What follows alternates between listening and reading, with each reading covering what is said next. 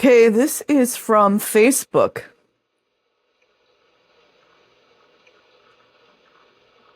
Dated November 10th. From Historical Marvels. Before he founded Scientology, allegedly, L. Ron Hubbard commanded a U.S. Navy subchaser in World War II. Don't you guys wonder how that's possible when he did not do well in college? It was always my understanding, and I could be wrong, it was always my understanding when I was in the Army that in order to be an officer, a butter bar, a second lieutenant, that's basically like the lowest rank in the officers, you had to have a 4-year college degree. Just pointing it out. Before he founded Scientology, L. Ron Hubbard commanded a U.S. Navy subchaser in World War II. Got to pay attention to every little small word. His brief career, that alone is odd to me right there. Brief. Included a 68-hour, there's those numbers again. What do they got, like everything on a little, they got a little timer while they're doing this? Included a 68-hour battle against an imaginary submarine and an unauthorized attack on Mexican territory. Now, I just want to interject what I know about the military. And I am not a historian. I am not a military expert. None of those things. But wouldn't that right away get you relieved of duty?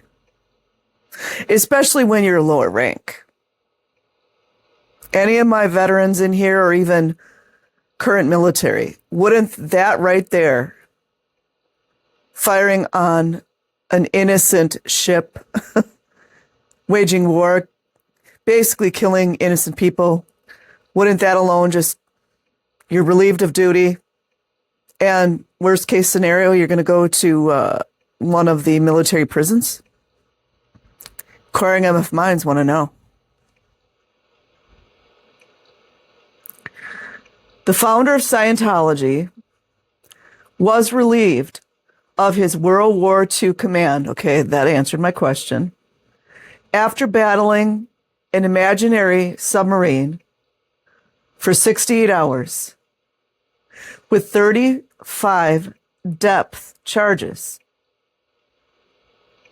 I don't really know what that means.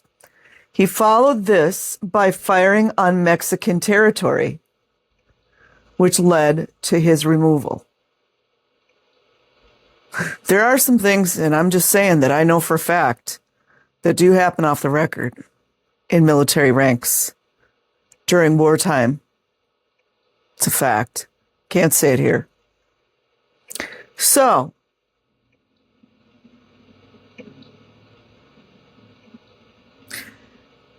Paul Deering, then he wrote sci-fi fantasy books.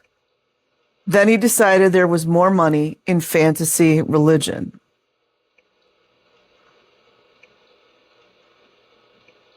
I can't read this guy's name. Sren Hoodland. Crazy then. Okay, let me see something.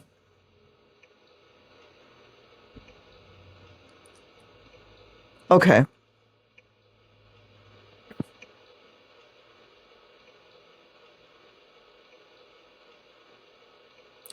Okay. This is what Neil Negrate says. No, L. Ron Hubbard did not serve in the U.S. Navy during a major battle and was not decorated for such an event. He does not have very many ribbons. Official Navy records indicate And I've tried to look at them. They're very sus looking. Official Navy records indicate he was never wounded in combat, was not awarded a Purple Heart. That alone would get you put into the clink. And his performance was sometimes substandard. Yeah, don't you guys... I want to add in here, especially for military people. If anyone here didn't know, I was a West Point candidate. I still have the letter. I opted not to go. And it all worked out the way it was supposed to. But did you guys ever wonder why someone who did not have a very good academic record, he did not have the college degrees that he claimed he did? Number one, how would he be accepted as, number one, as a candidate, and number two, as a naval officer? Inquiring MF minds want to know. My question of the day. He was not awarded a Purple Heart, and his performance was sometimes substandard. Looks to me like all of his performance was substandard. He was a U.S. Navy officer in World War II. Now, to my knowledge, what I have looked up was that he was a lower-ranking lieutenant in the Navy. I don't understand. I don't always know the other services' ranks as well, but he was very low on the totem pole. But his combat-related claims, including a prolonged battle against submarines that were later confirmed not to have been in the area, were unsubstantiated. Combat claims were false. Claims made by the Church of Scientology, isn't that falsifying official documents? Claims made by the Church of Scientology of him being a decorated war hero, crippled and blinded in battle, are false and disputed by official records. That alone should make LAPD think about things, right? Performance issues. His military performance was sometimes considered substandard, and he was removed from command of 2 ships. And then he was propped up as an author, a best-selling author, and wakey. No Purple Heart. He was not wounded in combat and was not awarded a Purple Heart.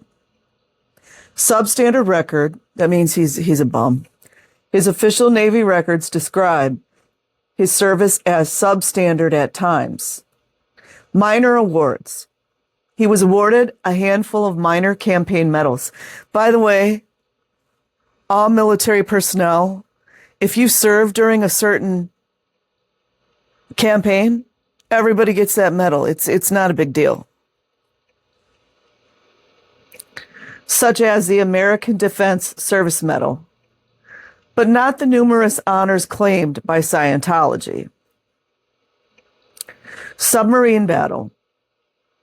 In 1943, he claimed to have engaged and sunk 2 Japanese submarines, but an analysis later concluded that there were no submarines in the area at the time. Peter Samuel says, went on to sucker millions with Scientology. Robert Foreman had to be American. I can't help but laugh because I understand that joke. Jim Hickey also supposedly said that the way to get rich was to start a religion. Stanford Koch, and then he became a cult sect leader. Saren Hosland, crazy then. Toon Kajim, it was a scam. So strange that he had so many followers. Make the able more able was the word. Paul Deering, then he wrote sci-fi fantasy books. Then he decided there was more money in fantasy religion. Robert says, ha, ha, ha, ha, ha. I'll leave a link in the description box. Like and subscribe if you choose. Otherwise, have an amazing day or night, wherever you are. Peace.